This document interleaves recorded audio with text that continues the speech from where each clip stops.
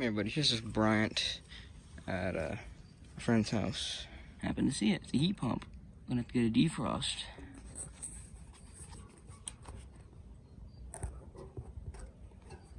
Right there. Well, here's the logo. What's weird is it was installed in 1995, but the compressor was made in 2001, as you can see the first two in the serial.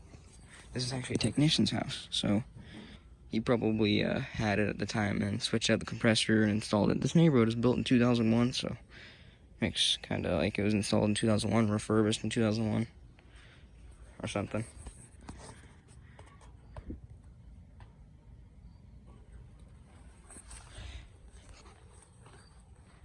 Packed the way back in here.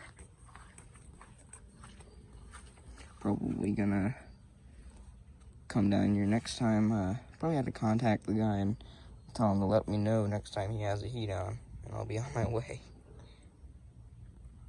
I like those blades too. That's pretty cool.